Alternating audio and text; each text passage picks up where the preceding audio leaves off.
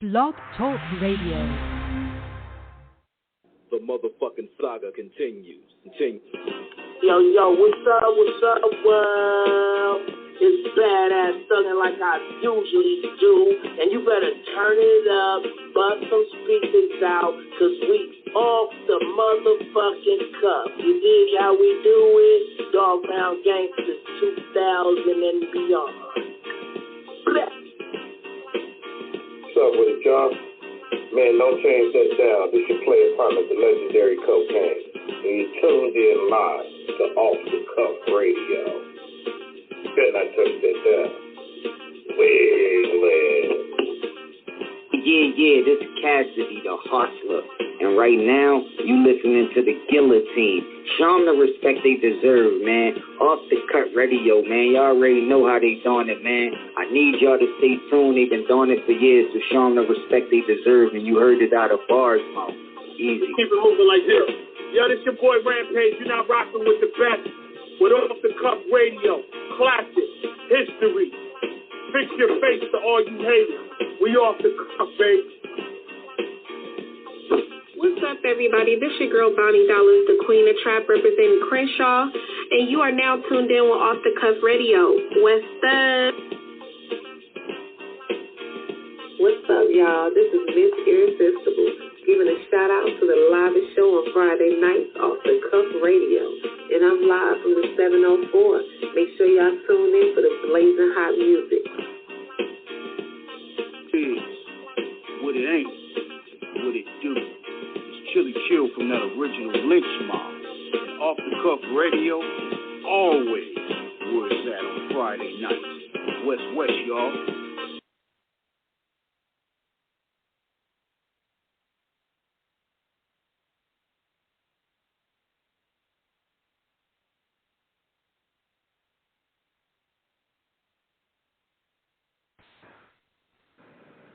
Hello?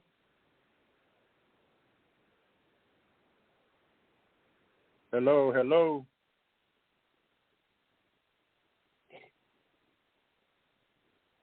Hello, this is Animal. Who's there? Hello.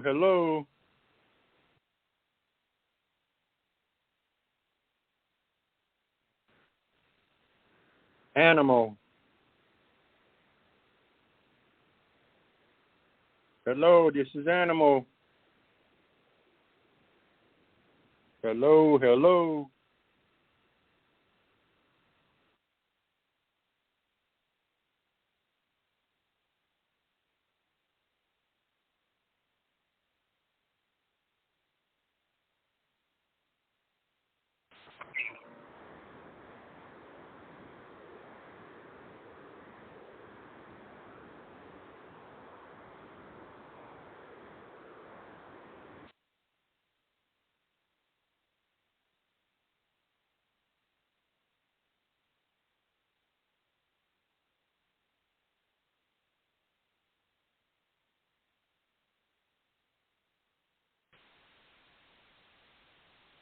Okay, so we got it. You hear us, bro? Hello? Yo. Hey, you hear us? Hello? Yeah, hey, I can hear us? you. This Animal. No, yeah, this I had Animal. to switch the phone. What's good, man? I had to switch the phone for a minute. I didn't know what was going on with that. Oh, man, I was talking to somebody, and all of a sudden it wasn't there no more. Yeah, I think it was a little audio issue, so I went ahead and switched phones, but we got everything going together, man. Hopefully my co-host will call back shortly, but welcome to Off the Cuff Radio, man. We hope everything is good with you tonight. Oh, yeah, man, I'm just chilling, man. Just come from the grocery store, man. It's a fucking nightmare up in there, man. Oh, man. No matter what I get, it's always $200 and something, man. Groceries it's so high right now. Yeah, man, groceries is very high, man. That inflation is no joke, man. It's crippling everybody's pockets. I know, man. The part I can't get is if I spend $200, why I still got to go out and get dinner sometimes. Shit, you know? I guess I'm getting the wrong shit. Golly, it's everything now, man. It's not even just. It's just, especially if you eating healthy. If you eating healthy, man, they still get you in the hard. Eating healthy, man. That's when it's really expensive, man. I try to eat healthy, but I do eat junk too. You know. Yeah, man, it's like, it's what it is, too. See, this is what we also talk about off the cuff, man. We talk about a balance of every day, man. Even we talk about food right now. Even, it's like, what they doing, they set up the stuff that ain't even good for you. Yeah, you're right, the stuff they want you to live long, they charge you an arm and a leg. It's all for it, bad for you. Yeah, it's all bad for you. And I love hamburgers and French fries. That's my worst enemy. Yeah, man. That's the addiction right there. Yeah, it is. Don't forget about the pizza, man. I got to have some pizza once a month. What's crazy, man, is that I actually went ahead. I had to change that whole diet around the time where we were going through the pandemic, because I started, doing a little research and started finding out that a lot of that food wasn't really good. And plus, I started feeling bad eating it. So I was like, okay, I got to make a change. Yeah, man, it's all those chemicals it's all those chemicals they put in food nowadays, man. Trying to grow it bigger and faster, that's what's killing us, man. And everybody wanted to know why my grandparents lived deep into the 80s and 90s, because I'd say they wouldn't eating processed food. It was all natural. And there's an old saying, too. They say they also contaminating that water, too, man. That's why you got people behavior habitats acting up. It's wild out here. I be looking for that 50 cent water, man. 50 Cent got good water. Yeah. We look for that natural stuff now, but you gotta go through almost the country to get that natural stuff. You know what I'm saying? Oh man, I was raised on well water, man. I'm from Alabama, man. That's all we had was well water, good stuff. Hey, you ain't never had no well water, have you? You ain't never had no well water, huh? What's going on, y'all? What's going on? I'm here, Animal. How you doing, man? Up, man? Chilling, man. What part of Alabama are you from? Bessemer, Mobile, Rainbow City? No, I'm from Montgomery, man. Oh boy. Okay. To the deep side. Man, okay. No. War Eagle or Roll Tide? Man, it's got to be the War Eagles, dog. Man, because I follow Charles Barkley, man. Bo Jackson, Frank Thomas. I follow the Big Hurt, and I follow, Cam Newton, anybody from Auburn, man. I always follow him all these years, man. But when Alabama is not playing Auburn, I do root for him, though, man, because I'm from Alabama, but my heart, man, is Auburn all the way, man. And that's a big day in my neighborhood. Everybody be barbecuing, man. Alabama against Auburn. Boy, it gets crazy sometimes, man. Everybody got the grills going, drinking, having a good old time, man. That's what it is, man. And you coming from the trenches of Alabama. I also went to Bama State, too, man. I graduated from Bama State, man, in 82.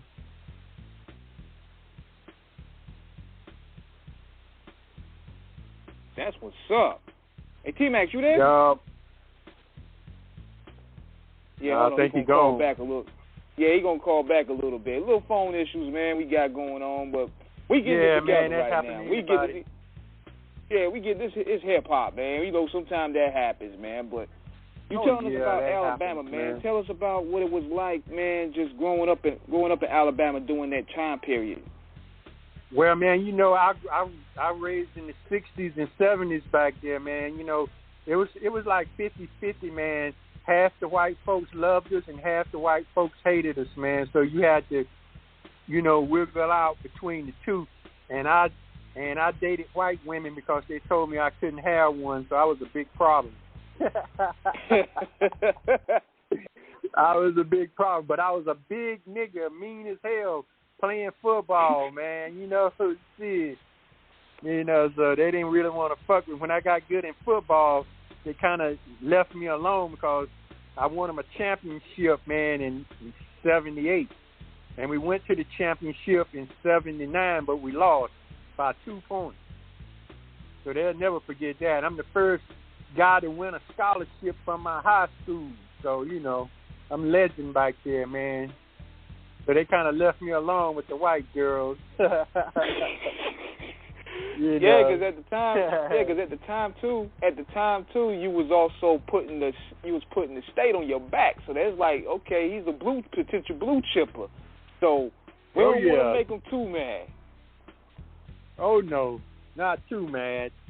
You know, I was treated bad by a bunch of white folks, and I was treated good by a bunch of white folks. So it's kind of like even, you know. Right.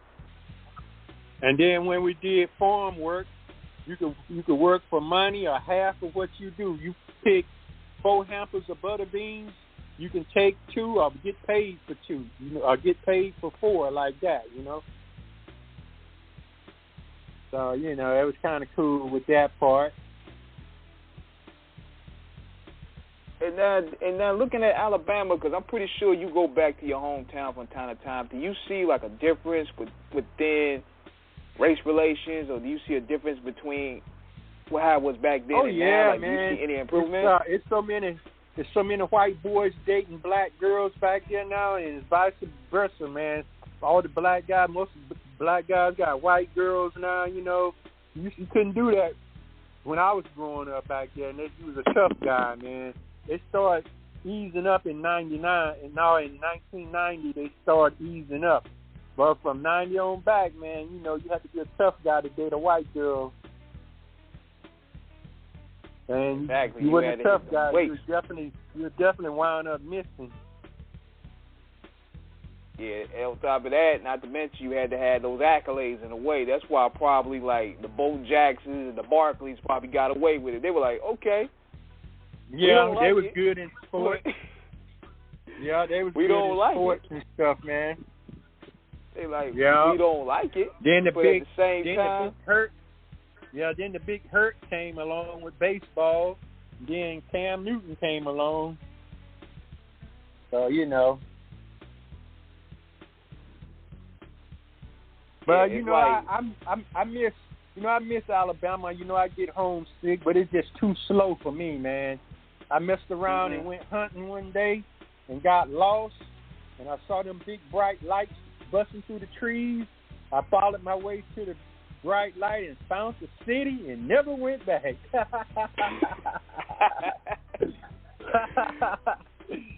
Damn, this is what they told me. Don't go in the woods, you might get lost. Shit, all right. I found the big ass city out there in the middle of the woods.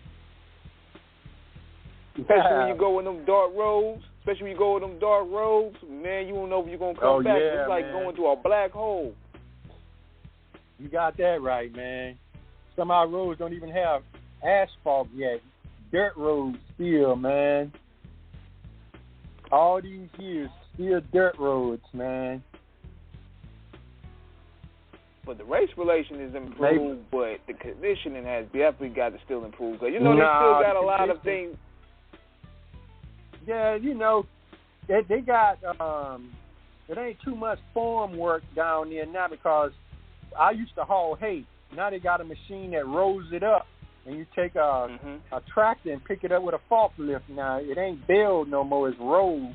So you can't. So they changed that around and stuff, and you don't pick a whole cotton no more. They got a cotton gene now. We don't do that. I did cotton from 68 to 73 when I did cotton. Wow. Yeah. Man. Yeah. And also we picked corn. We picked corn and shit, man, you know. Then we did the peanuts. But and most of our meat we hunted it down and stuff, man. When we got beef, man, we thought we was eating high on the hog, man. Yeah. Man, we tell y'all something, man. Go out and kill some venison, coons, possums, rabbits, squirrels, all that shit. But I don't eat that shit no more, man. I can't eat Bambi no more, man. Yeah, I can't believe I used to eat Bambi, but it was just a way of life, man. Well, that was the survival app. That was survival tactics at the time. And we did a lot of fishing too. Yeah, we did a lot of fishing. That was considered the survival tactics at the time, I mean, you had to get how you live. Oh, yeah, man. Yeah, it was. It was how you live, man, You really didn't know who to trust and nothing like that, You do some stuff, and then it get back, ain't nobody told it but the white man because he was the only one with you. So you have to deal with stuff like that. Who can you trust? But like me, right. One of my best friends was a white dude, and his father, he was high ranked in something because when I became friends with him, it was like a get out of jail card free, man. You had him in your back pocket, serious, right? Man. I'm serious, man. I was downtown drunk as hell, got pulled over, didn't have no license. I said, I'm Baron Hopper's best friend. His daddy, Buddy Hopper? They're like, get your ass home. Don't let us catch you down here no more. Like that, man. I never knew what kind of power he had, but he sure had power when you used his name. And I was best friends with his son.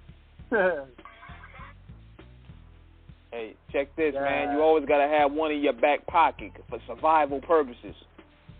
Oh, yeah, always. He was a tough white boy, too, man. He wasn't no slouch. His nickname was Bull. He looked like a big-ass bull. And with guys like that, see, they'll fight in the bar for you. You always got to have some in the back pocket. He used to take me in clubs that blacks couldn't even go in. He dared any white dude to fuck with me. Damn. Yeah, man, he used to tell I think, man, blacks can't go in there. You with me. Come on, you going. I like, all right, man, shit. I remember one time a white girl come up and touch me just to see was I real. I can't believe you in here. You is real. Oh, man. Oh, yeah. Yeah, man, and you and you playing football, man. What position did you play in playing football? Oh, man, I played defensive tackle and offensive tackle. I went to college playing offensive tackle because I could pull real good and knock them linebackers out coming across the green. I was deadly on their ass, But then when I got to college, I was so big and quick, they moved me to defense, and I started playing defensive tackle, man.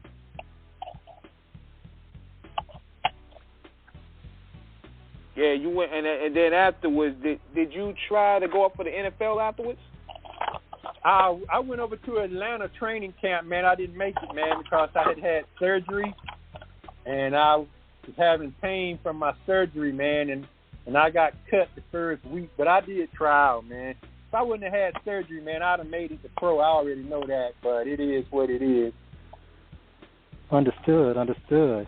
When you look back at the time you played, what was it like in terms of that college experience, and what would you tell players today about what it takes to make it at the pro level? Well, what it takes to make it to the pro level back then, let's see, I don't know if you, my roommate Curtis Green, he went to the Detroit Lions second round in 81, and we was a SWAC football team, man, and it's hard to go to pro from the SWAC, man. Like Richard Dent, he made it. He was from Tennessee State, and one of my frat brothers made it. He played with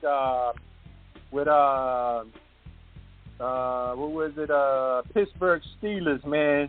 He was from Alabama A&M, I'm trying to say, what was his the number, Hornets. 88 or 87? Yeah. Back in the day. He was my frat brother. Okay, but yeah, Animal, I mean, when you look at all those guys in terms of the SWAC, when you look at the black HBCUs, I mean, you look at the greats like Walter Payton, Mississippi Valley, Walter Payton, Jerry Rice, Deacon Jones, I think. Jerry Rice. I played 1 year against Jerry Rice, man. Was he as good as was he an Animal at college, man? Jerry Rice. I played 1 year against what's his name from Grambling, first black quarterback to win the Super Bowl, Doug Williams. Yeah, man, I played 1 year against him in '79 and shit. He went up in '80, and Curtis Green went up in '81. But yeah, man, it's hard to make it. Plus academics, man, they wasn't too hard on our academics back then, but they are now, man. You almost got to be a damn rocket scientist to play football now. But back when I was playing, if you was good, they would even put you with teachers that would give you grades. But you didn't hear that from me. Yeah, we know how it goes. Yeah, if you was good, they would keep you on the team. Yeah, and then they would have these girls do your homework and shit for you.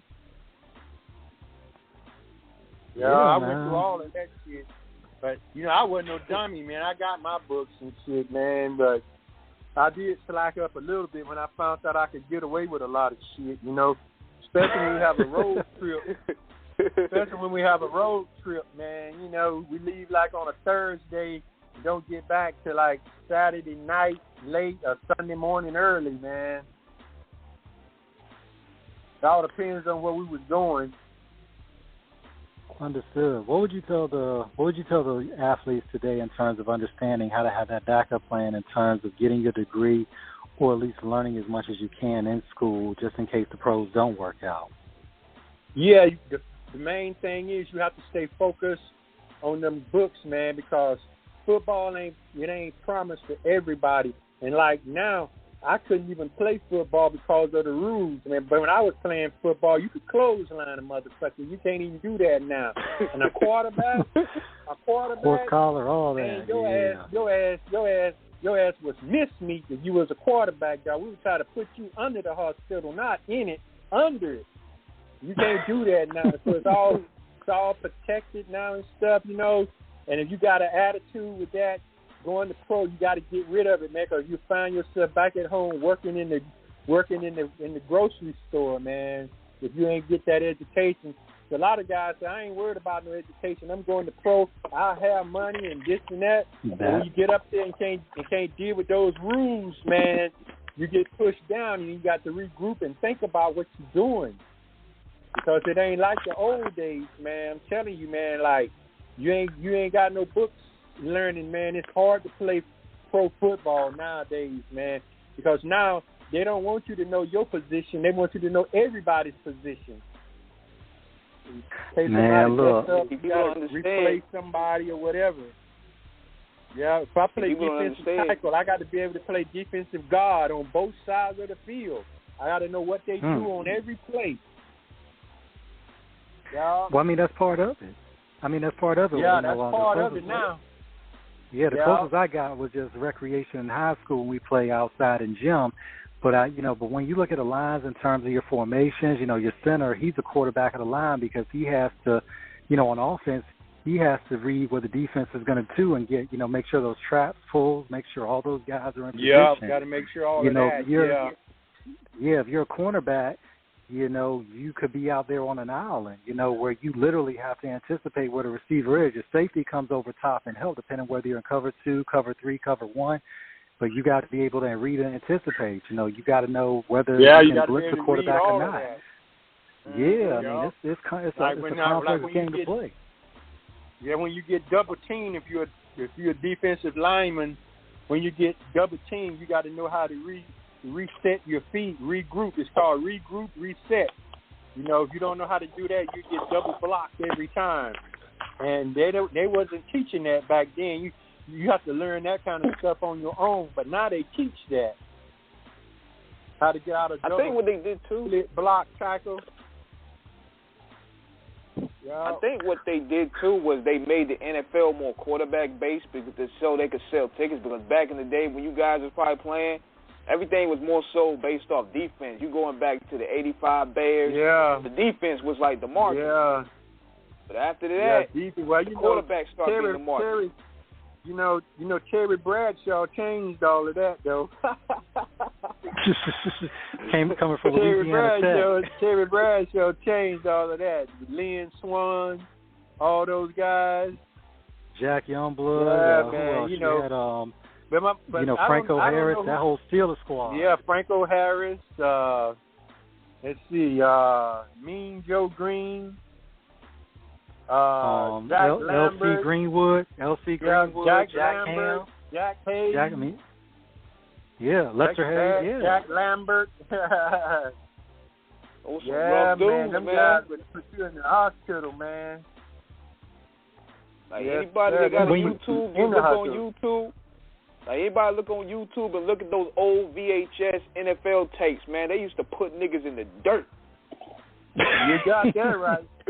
I used to run and grab a running back from the back and then twist and just dump him over my head and smash him. You do that now, you get kicked out of the game and fined. You can't do that no more. I'm telling you, I really couldn't play football now, man, because of the rules. I get a penalty every game, man. I'm serious. I probably would.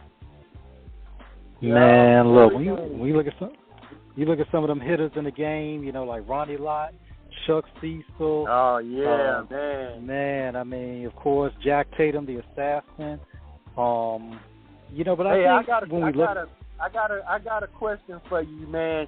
They say sure. They say Tom Brady is the greatest of all time. He's the GOAT, right? Mhm. But I don't think so, man. I think it's Terry Bradshaw, man. I think Terry even though Brady got more championships than Terry Bradshaw, but Terry Bradshaw came up when they throwed you down. He got punched in the ribs about 4 or 5 times before he got up. Terry Bradshaw have thrown a touchdown with a finger in his eye. Then got fingered in the eye and still threw a touchdown. Brady can't do no shit like that, man. You know what I'm saying? And Tom and Bradshaw get back up. Let's do it again. Shit. When you think of it that way, I think Terry Bradshaw is the greatest of all time. He got 4 championships and Brady got 7. But that's just my opinion, though. That's all. But when we look at it from what you're saying, Animal, when you think about the era that they played in, it was definitely the metrics are different when we look at it now because we see the level of brutality that the game had back then. And we're not saying this being anti-football. When we watch some of those old videos, like King said, they was getting laid down. I mean, that was a hard game to play. Man. So you had to be a tough guy. I had this friend I played with. Now his name was Lorenzo Lee Lilly. We called him Big Nook. He was one of the captains of the football team. Real mean. Like if it's like 4th and like 2 or something, whoever's in front of him would spit in his face because they know he was going to jump outside. They were spitting Big Nook's face. Big Nook would jump outside, hitting and fighting. They're finding 15 yards and a first down, man. They would do it to him every time it just got around. That spitting number 76 face when you short for yards and you would get a first down every time. Yeah, but you can't spit in nobody's face now, man. Man, look, we still remember that situation back in the day when Bill spit in somebody's face. You could stick them in the eyes and shit, Look, you're talking about spitting in somebody's face. I remember when Bill Romanowski spit in J.J. Stokes' face back in the day in the game. Oh, yeah. I remember LT broke off. Was it LT that broke on Joe Theismann's leg? Yeah. It was Monday Night Football. I think it was in 1983. I think it was 83 or 84 that happened. And he had to rub rubber tuck him on his leg and come out a couple weeks later. Yeah, LT to me is the greatest linebacker of all times. Myself, they better than Ray Lewis. Yeah, they had to change the game of football for him, man. But Ray Lewis came on after him. But I'm telling you, LT, man, they had to change the game on how to block that dude, man. You know, a coked up LT.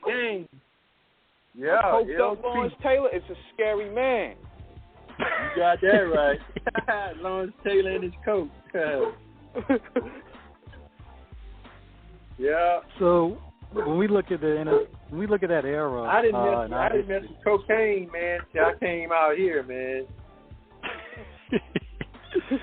I had my fun with it, you know. I snorted for 2 years and smoked for 3.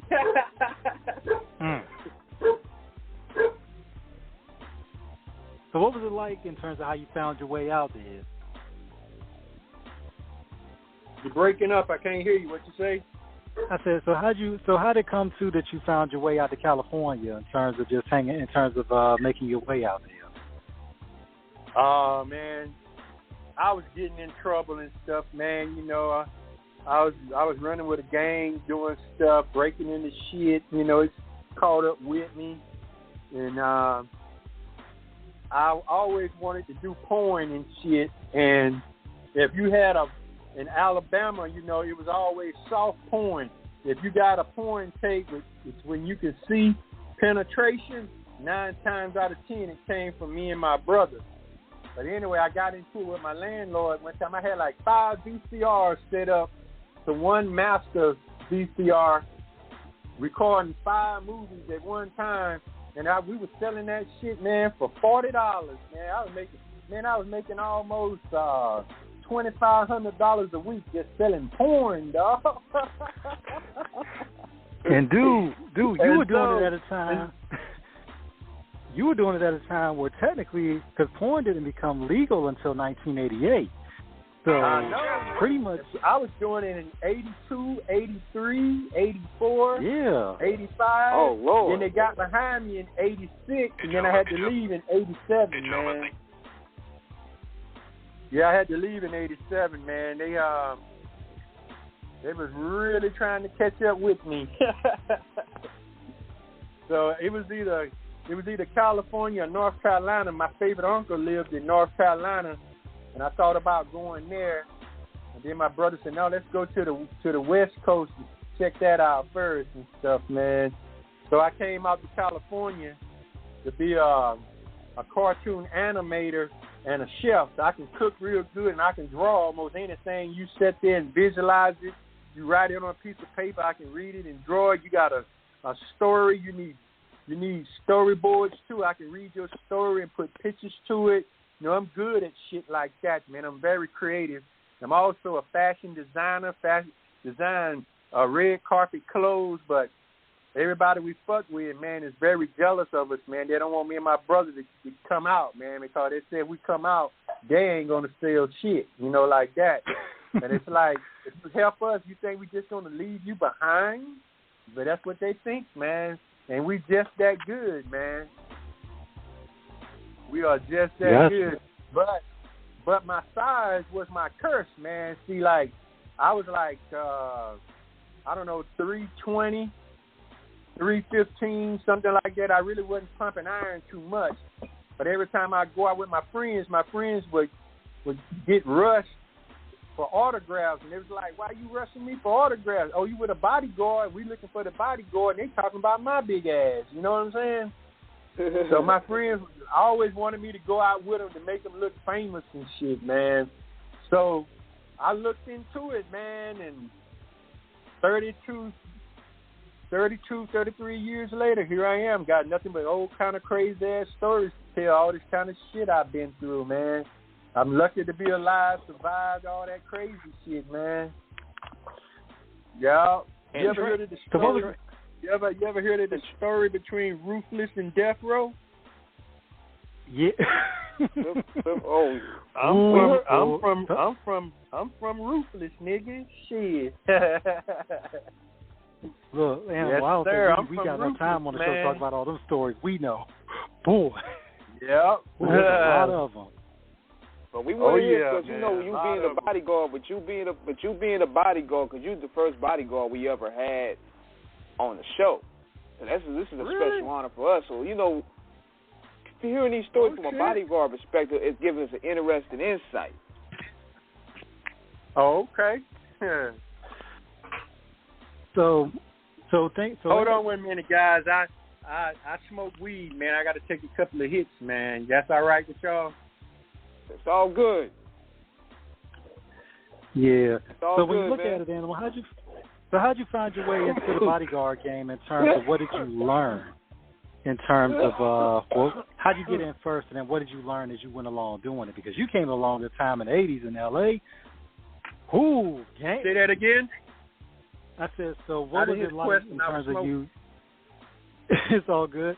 So what was it like in terms of your foray into bodyguard work during that time in L.A., especially during the crazy 80s when the gang shit was like super heavy, and then you actually being the bodyguard for one of the biggest things in the game? Run with it like a running back. It was all crazy, man, because I started, I would walk in a club and shit. People ask me where the bathroom at. I'm like, why the hell you ask me where the bathroom at? Oh, we thought you was the bouncer. We sorry. Then I walk in nightclubs. All the managers would rush me, ask me, are you working somewhere? You need a job, looking for work. It was just my calling, man, my size, the way I looked, the way I carried myself and shit. And I found out I was in high demands, but I just started. I said, if I'm going to do this shit, I got to be the best at it. So I started back kickboxing, and I started WWF training, and I mixed kickboxing with WWF training, which that made me have my own style of fighting. And I pumped iron like a madman. I would go to the gym. I was pump iron 4 or 5 hours a day, man. I did that shit for 5 years, man, from 1990 to 95. 95, I was the strongest dude in Hollywood, man. I was benching 6 wheels and a half, man. And then we started bouncing, getting a little reputation, name for yourself and stuff. And Eazy heard about us. He was looking for some bodyguards to stop Suge from running up in his record label, taking over and shit, man. And I fit the bill. Me and some other big niggas, man, we went there and stopped all that shit, man. Oh, man. Yeah, so in particular, because I heard one story that Eazy-E was involved with when he was performing, and they had like almost a riot, like some type of riot. Because our friend Gonzo, I think, told some similar story like this. Rest in peace. What was like some of the wildest memories that you had being on the road with Eazy? Some of the wildest shit that I've had on the road with Eazy? Yeah. Some of the wildest shit, man. I guess it would be when we went to New York and we ran up on this kid playing this song called Fuck Compton by this nigga called Tim Dog. And Eazy heard that shit and he flipped out, man. He had us go to that fool neighborhood. We was looking for him and anybody that rode with him. Eazy said, I didn't want to fight him. I just want to talk to this nigga. And so we jacked a lot of niggas in his neighborhood, man, looking for his ass. But he had came out here to L.A., and we was looking for him in New York, but he was out here in L.A. hiding out. So I guess that's a good way to hide out. You do some shit, you hide out, and they count, and they won't think you there, huh? So we found out where he lived at through a porn star. We found out where he lived at through a porn star named Spontaneous. That was her name, Spontaneous. He was trying to do some music with her. She was trying to be a rapper, and I was rolling with Busy Bone, and that's how we found out where he was through him and stuff. That was kind of crazy. And then another crazy thing that we did, like he signed this group called Brown Side, and they invited us to a video shoot, and we went over there and stuff, and this one kid just wanted to meet Easy so bad, and then everybody was telling him to chill out, man. He wound up getting shot and shit, man. Then everybody just started busting and shit, man. We grabbed Easy and swooped him to the car and shit, man, you know. And that was a crazy time. And then another crazy time, we went to a show, and me, Big Mike, and the Tobio twins were with Easy, and they wouldn't let Easy go left, right, north, south, east, or west. Just had him all bundled up. Man, we started swinging on 1,000 motherfuckers. 4 motherfuckers swinging on 1,000 motherfuckers. We was hitting women, dudes, every damn body. He want to go. We be ready to go, motherfucker. We just started swinging on the whole damn crowd, man, just knocking motherfuckers back and shit. Motherfuckers got the fuck out the way, dog. Yeah, that's one crazy story, man, but I can't say where it was, you know. Understood. Look, you were talking about spontaneous ecstasy back in the day. With her, with all them tattoos, real ones know about her. I mean, whoa, you took it way back with her. Oh, yeah. Yeah, and of course, Brownside, that was who Toker was with, right? Rest in peace. Toker was with them. Toker, that was Toker got murdered, man, in 2018, yeah, when man. Yeah, when he was in Mexico, I believe. He was in Mexico when he got killed. Yeah, Toker's a Mexican. He's from that street gang, 13th Street. Was it 8? You mean 18th Yeah, and Street? all of them was down with Easy, man. You know, all of them loved Easy. They even got a you heard the song "Boys in the Hood," haven't you? Mm-hmm. Yes, sir. I bet you ain't never heard of Vatos in the Hood, have you? No, we never heard that one. I got it right here at the house. Brownside did it. Vatos in the Hood. Sounds just like fucking Boys in the Hood, but it's in Mexican, Spanish and English, man. But it's wild though, because I actually got an old Source magazine. Mm-hmm. I tell you what, man. You invite me back to the show, man. I'll find it and play it for you, man. I'm doing a little talk show myself called Animalistic Pastime, Home for the Sick, talking about the good, the bad, and the ugly. And I'm gonna play it on my radio, on my little Instagram show, man. Okay. Sweet. Man, look, yeah, y'all ready? We definitely in for it, man. Yeah, Vatos in the Hood, but I'll let y'all hear it before I do my show, though, man. You know. Yeah, it's badass, man, yeah, people don't realize how beloved that Easy was, man. I want to ask you this particular because we ask a lot of people that were down in that period about the movie Straight Outta Compton, and do you feel that he was portrayed accurately? Man, I'm gonna tell you something. I watched Straight Outta Compton twice. I watched it the first time in shock. I watched it the second time to make sure I would never watch it again, man. It's like 90% of that shit didn't even happen, man. And the only thing that's fucked up about it is a real good movie. It's a real good movie, but ain't none of that shit true, man. None of it. Do you think them niggas would have beat Eazy-E up in the studio and then that was just it? Do you really think that, man? No. And no. See, you don't know us very well, dog.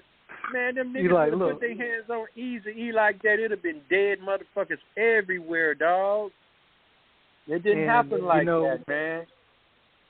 And one thing about it, too, Animal, is that, from people we've talked to, off air about it, and even us out here in, Virginia and North Carolina, respectively, we knew that situation because we knew a lot of it. It was fabricated. Like, one thing about, because, you're talking about the height of the 80s, Mob Piru and Kelly Park, and like you said, they're going to jump Easy like that, and there ain't going to be no retaliation. I'm like, and this... Man, like, dude, nah. I'm going to tell you, just, what really happened was Dr. Dre, man, really hurt Easy really bad, man, because Dr. Dre supposed to came to work at Ruthless on the 3rd, and he didn't show up, and then on the 5th, Easy calling him like, what's up? And he was like, man, I'm still not happy with my contract. He said, let's talk about it.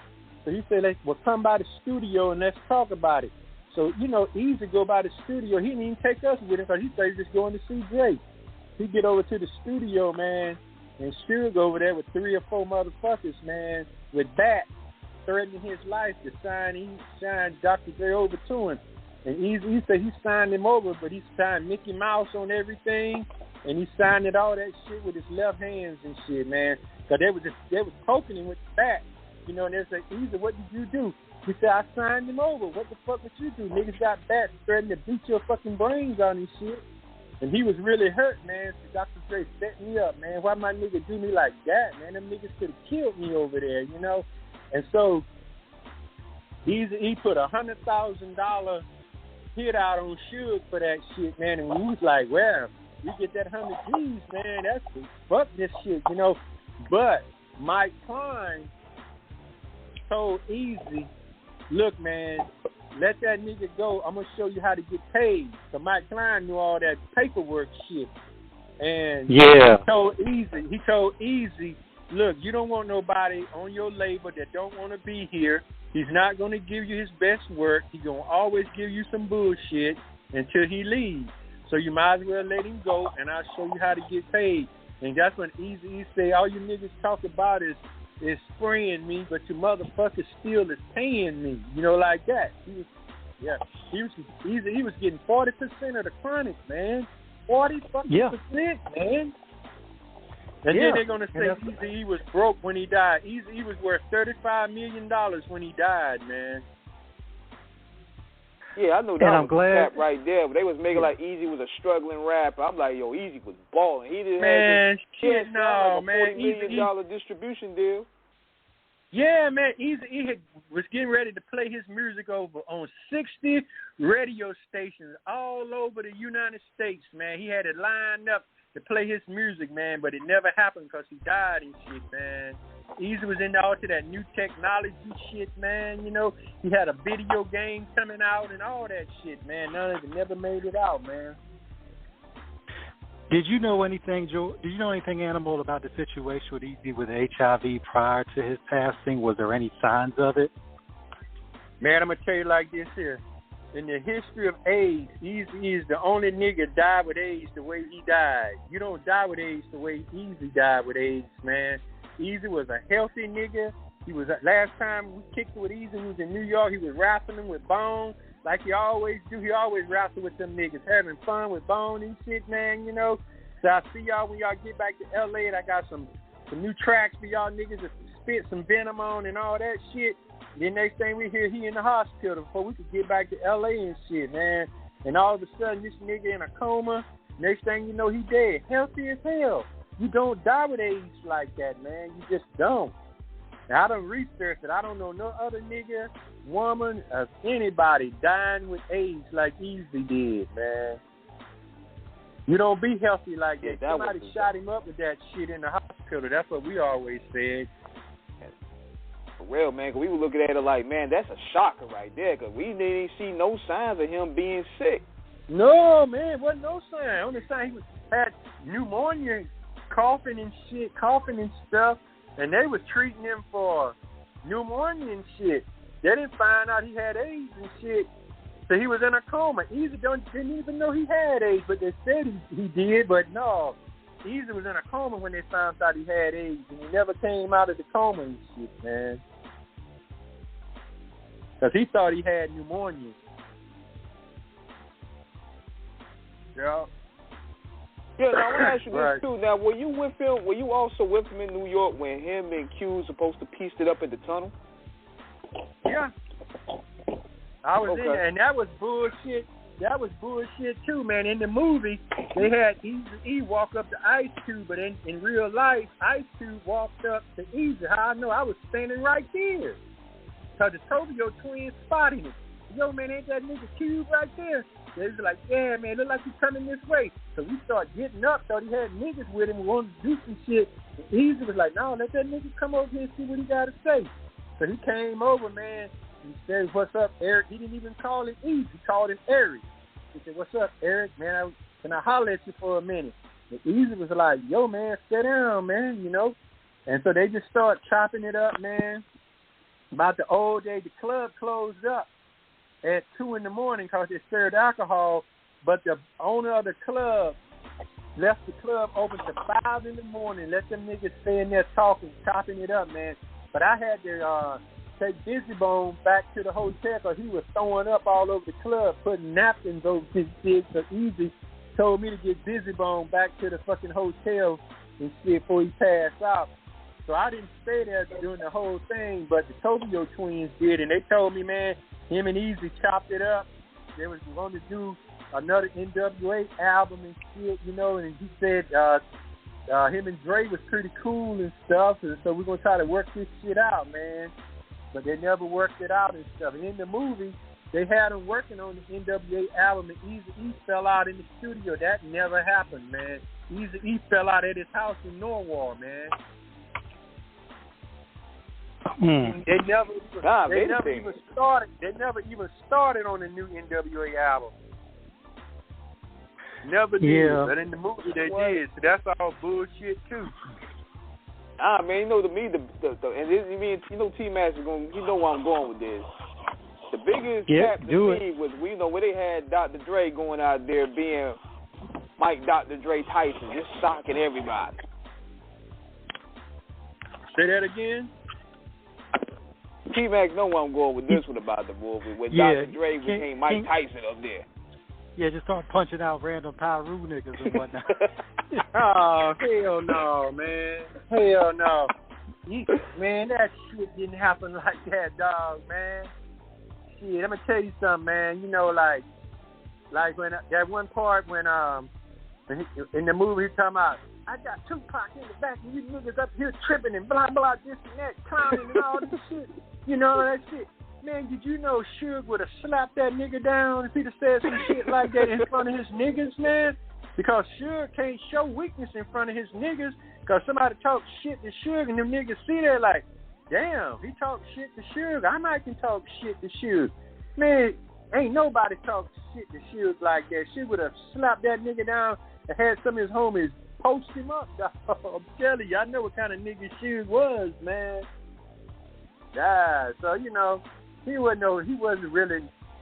really got no street credit because you don't know if you ever seen Eazy do that album cover with Dr. Dre with sequence clothes on when he was with the LA Wrecking Crew and shit, man. But, you know, me and Dr. Dre, though, me and him cool, though, man. You know, I won't throw his ass under the bus, man. But, you know, me and him real cool, man, you know. Yeah. But back in the day, man, I was on Eazy-E's side. It didn't matter, man. You wasn't with Eazy, you was against us, man. So, you know. Yeah, especially there was one that you alluded to this earlier that you said that they tried to. There was another story that I heard that they tried to pull up on Ruthless Studios with the static, and you know I think you guys backed them down. Did that really happen? Yeah, man. Some niggas came up on the studio, man, trying to just bust up in there on the session and shit, man. Them niggas didn't know how deep we was, man. We see Big Rob. He was one of the niggas that came to Ruthless with me. He was a shot caller for 4-1 and Western and shit. That's the hood I'm from, 4-1 and Western and shit. And when Big Rob show up, man, with 300 niggas and 200 bitches. Yeah, you didn't want to fuck with Eazy, man. Eazy, man, got niggas coming out the woodwork, dog. And then they ran up on that shit that night, man. You know, shit got kind of crazy, man. And, yeah, because my memory is, I think they was playing a diss record to Death Row. I think it was the What Would You Do record or something like that. And Suge probably got mad because they playing records dissing him. And Eazy like, nah, we gonna play it anyway. And he was, you know, shooting the threats and all that. Yeah. Yeah, you know, man, Eazy had like 2 or 3 diss songs that y'all ain't never heard. They never came out. I don't know what happened to those songs. Yeah, there's some Eazy-E music that's missing, man, and nobody knows where it's at. They talk about it a lot on certain shows. They say it's a briefcase somewhere with Eazy-E music in it, and nobody knows who got it. I remember too, Howard Stern, they was talking about. They said Easy had like $30 million buried in his backyard or something crazy like that. I kind of believe it because I believe it though because like I said earlier, man, Easy signed like a big distribution deal with Relativity, and that was major at the time. I remember one time Easy sent me to his closet to get some shoes, and on the top shelf was all mason jars full of hundreds. Nothing but mason jars full of $100 bills. It's probably about 10,000 in each jar, man. And see, I didn't say nothing. I act like I didn't see it. I just brought him his tennis shoes. He didn't ask me did I see it. Didn't ask me did I grab one or anything, you know. I just didn't say anything. But yeah, man, he had plenty of paper. But I don't know about no money buried in the backyard and shit, though. That sounds like some shit a country nigga would do.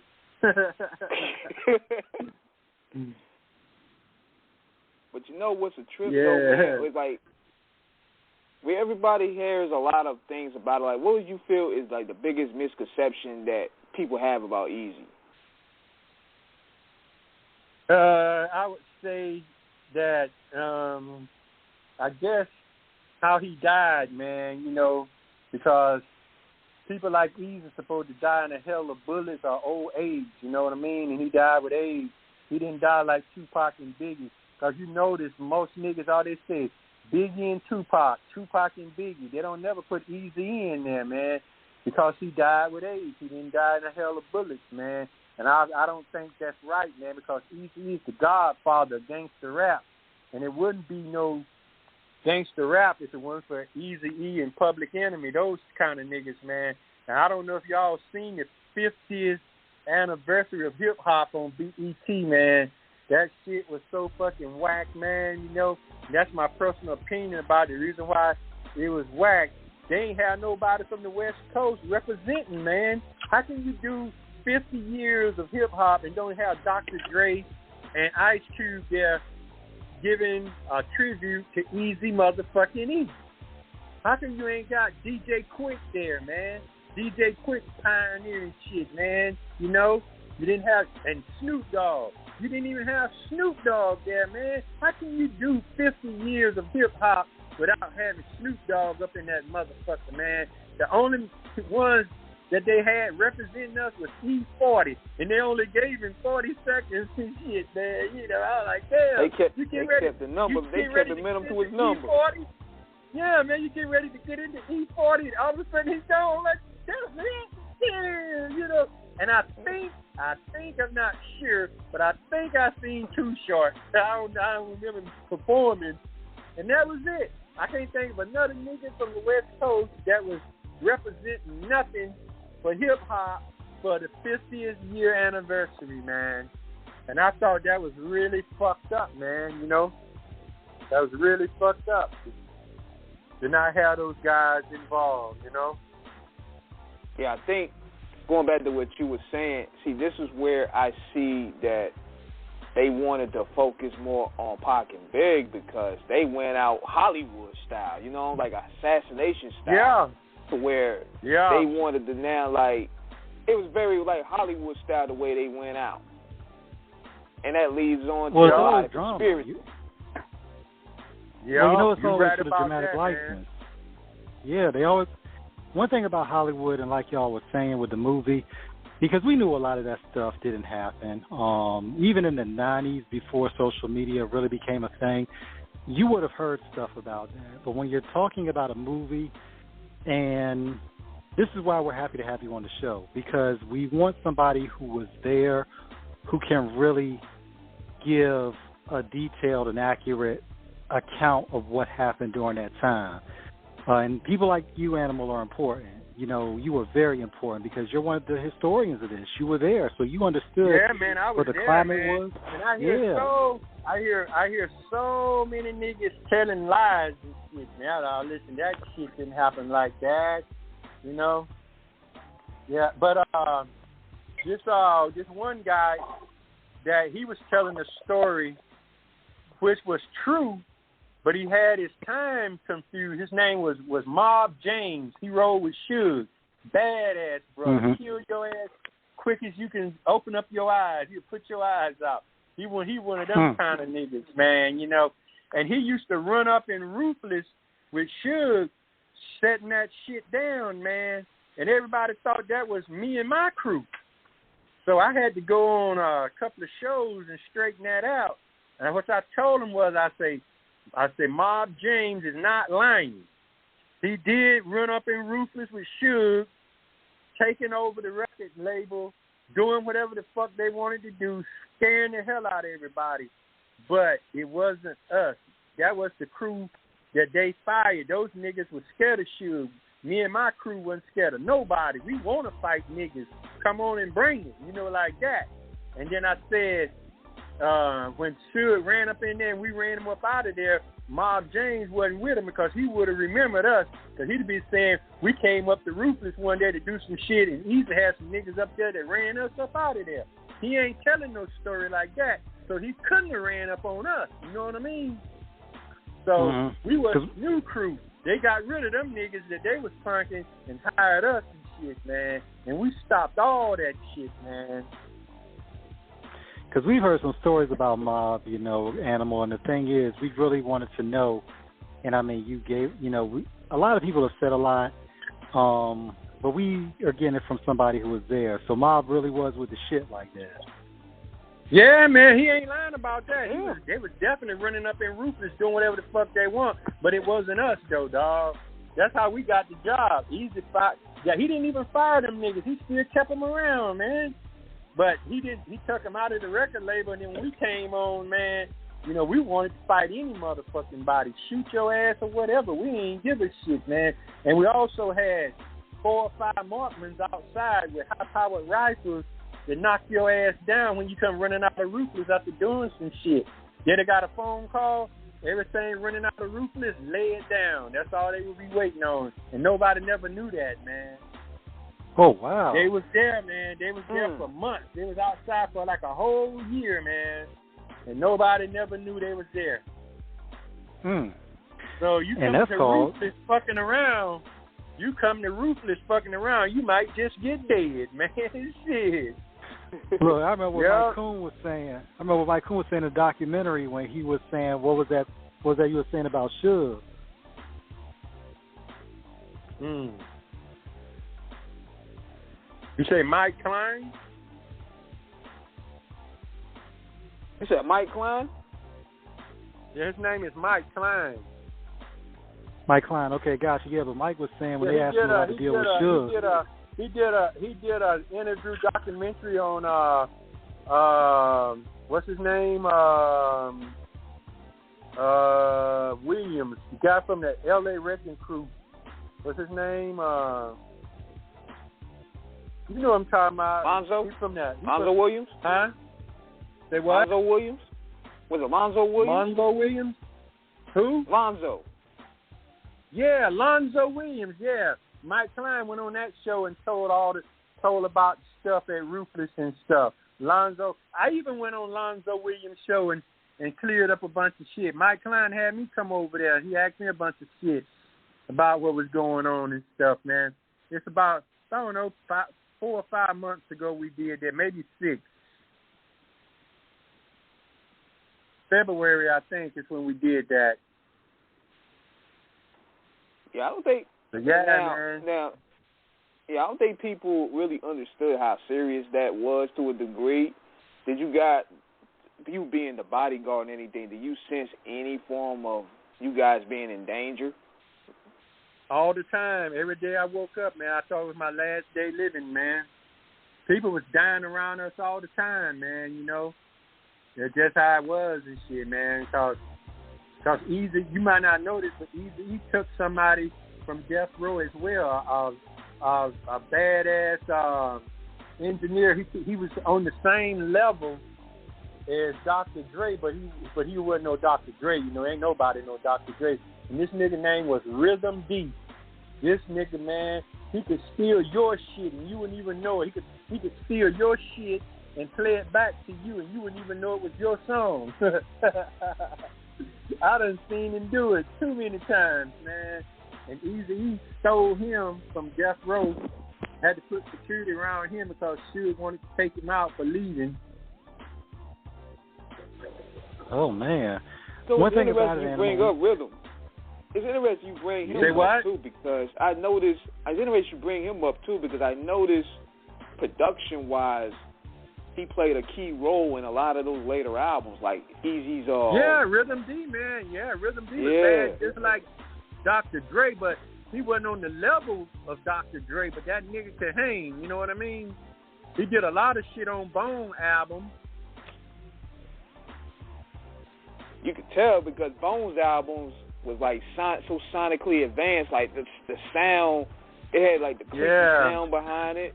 It was something I never even heard before. Yeah, him and DJ Unique did a hell of a job with that. Yeah, this nigga Unique, he took a lot of credit for that album, but most of them crazy sounds was coming from a nigga named Tony C. That was Unique's. That was Unique's partner, but he the one who was doing all that shit, them crazy beats and shit. But Unique kind of took the credit for all that shit, though, man. Now, but you one can't thing take about nothing from Unique. That nigga do badass beats, though. He a legend, man. Oh, yeah. Now, to double back a little bit about it, Animal, when you're talking about the bodyguard details and how you felt getting up every morning, because we've seen situations with a lot of bodyguards where it went bad. Rest in peace to Banger, Troy Ave's bodyguard. Busta Rhymes lost his bodyguard a few years back. Yeah. What is the most important thing when putting together a security detail that any artist should understand? Well, man, if you taking your artist somewhere, you need to send somebody there to find out all the exit doors. What can he set close to a exit door in case some shit happens, so he can get the fuck out of there really quick. You got to have 4 or 5 niggas with you that you don't know that don't nobody know that they with you. So that's how I set up Busy security. When I go in a place with Busy, all you see is me and Busy just hanging out. But it's 5 niggas in there with us that you don't know that's with us. And there's 5 more niggas outside. And then so Busy said, let's get ready, let's go, Animal. And what I do is I stand up and I flash my flashlight in the air, and niggas just come out of the woodwork and come over where Busy at. And niggas get to looking like, damn, man, we the fuck with Busy. We'd have probably got beat down up in this motherfucker. You damn right you would have. And then we go outside. Now it's 5 more niggas outside waiting on us, man. Busy Bone rode deep as hell, man. Busy Bone was kind of like the muscles of Bone Thugs and Harmony. When there was a problem, Busy Bone and his niggas came in and fixed it, and I was one of his niggas. You know what I'm saying? Anybody had a problem acting up, Busy Bone would come in and beat the shit out of them, or have us beat the shit out of them. Shit like that. Busy Bone was the muscles of everything back then, man. So give or take, how many guys would y'all have any given night? How many guys would y'all have any given night? Well, when Busy go to a club, it'd be about 10 of us. About 10 of us, yeah. Be 6, be 11 with me. Be me and Busy, because Busy like for me and him to hang out. First, we'll send about 4 or 5 niggas inside just to splurge like they ain't with us. Don't even hang out. Don't even look at each other. And then me and Busy Bone will come in and sit down and stuff. Busy start ordering hen and whatever, talking to girls. We go to a strip club or a nightclub or whatever, man. And, Busy, he'll buy beer, liquor for everybody in that bitch. The open bar, as long as Busy in there, he, do shit like that. Sometimes niggas get jealous of shit like that, but Busy didn't give a fuck, And so then, motherfuckers get to looking and shit. And I'd be like, shit, Busy, what you want to do? You want to tap some shit up? I'm about it. You know what? And Busy, now, Big A, let them niggas start it first. Like that. And I said, all right, man. Nah, man, let them motherfuckers start that shit first. Y'all didn't know I could sound like Busy, did you? I talk just like that motherfucker, man. sometimes people mistake me for Busy Bone, dog. I just like it. Oh, yeah, man. I clown him all the time and shit, man. Dude, man, we could tell he was a wild card just by how he set it off at that Versus last year with 3-6. Yeah, Busy Bone, like all the motherfuckers I ever bodyguarded for, Busy Bone was the wildest motherfucker I ever bodyguarded for, man. Yeah, he's the wildest, man. Every morning I knew it was my last day living when I woke up, when I was rolling with that fool. You know, like we getting ready to do a Bone movie next year, 2024. But me and Busy Bone could do our own movie, man. That's the shit we done did, dog. We could do our own movie. And some people kind of interested in us doing a movie together, man. The shit that me and that fool used to do, man. Yeah. Yeah, that'd be interesting. Along with Bone. Go ahead. I was gonna say, King and Animal. When you look at today, Animal, with a lot of the conflicts that artists have with each other, what does it mean from what you saw to really have issues with somebody, as opposed to where some of these artists just have misunderstandings or disagreements, and then they want to make more out of it than what it is? Man, it's like this, man. Back in my days, man, you know, people really, you know, they might do a diss song or whatever, but nowadays, man, these young rappers are so jealous of one another, whatever they have, and they're killing each other for their gold and diamonds and shit, man. Back in my day, man, you know, niggas wasn't killing each other for each other's shit, man. They work for their shit. Now a nigga don't want to work for his shit. He just want to take it from the next nigga, man. And then write a song about it and brag about it. Yo, nigga, I beat you up and took your shit. What you gonna do about it? You know, I'm hearing songs like that and shit, man. I'm like, damn, the game done changed so bad, man. You know, and a lot of and most bodyguards now, they don't really fight like we used to, man. You know, we were strapped back then, but we never really pulled our straps unless we actually had to. Now the first thing a bodyguard do now is pull his strap and want to shoot somebody, man. You know, like, and all these niggas wearing this gold and the diamonds, the jewelry and shit, man. You know, they earn that shit. Why you want to take it from him? It's his shit. Let him shine. He deserve it, you know? Now, what you said, Animal, about... Some niggas just got problems with that, man. Now, what you were saying, Animal, about how, you know, here's the shooting, a lot of times people got to understand that there are procedures, ideally, that you have to go through. We look at what would happen with...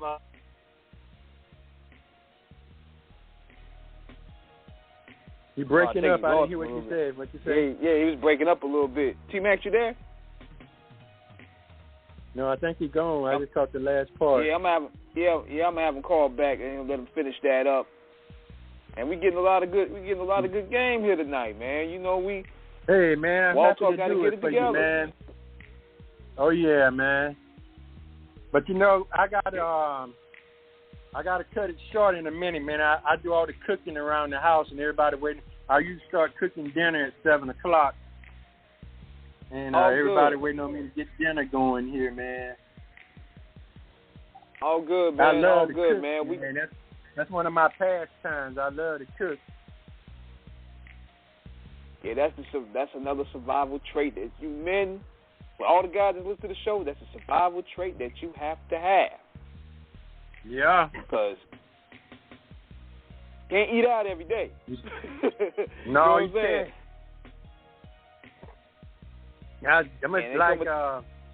This is like I'm gonna tell you some crazy shit that Busy Bone used to do, man. We'll be riding around in Beverly Hills. You know how they sit outside and be eating it and shit at restaurants and shit? Yeah. Busy, but when the limo stopped, Busy would get out of the limo and go take food off of people's plates and get back in the limo, man. And I got to get out and deal with that shit. Sometimes people get mad. Lord. Sometimes people recognize him. Sometimes people laugh. Then I just pay for their whole food and shit. Like, here, man, take this shit, man. Sorry, man. I would make up some shit. He been arguing with his girl. He mad right now and shit, so don't worry about it. Busy was bad about that shit, man. Dude, believe it or not, man, a movie on Busy alone would be a draw because he has a wild story. Hell yeah. Hell yeah. And that's no disrespect to the other members because they're a part of that story as well. Oh, no, I know the that, story man. of Bone. We had like 4 more songs to do before me and Busy left the tour. Mary J. Blige was opening up for us. And we had 4 more songs to go. No, 4 more shows to go before the tour was over. And we took off back to Columbus. And they was looking for us. And then we loaded up from Columbus and went to Nashville. And that's where Busy Bone did his first album at in Nashville. This fool named Kenny G. What's his name? Kenny G or something like that. He did the beat for When Thugs Cry, that guy. Somebody told me he got murdered, though. Yeah, When Thugs Cry. Somebody told me that guy got murdered that did that beat. Oh, man. Rest in peace to that brother, man, if that's the case. Yeah. Because Thugs Cry was a classic, for real. I think his name was... What's his name? Was Kenny G? I think that was his name. Kenny G, I think. I'm not sure. Yeah, I'm gonna look that up. He had a beautiful wife, though.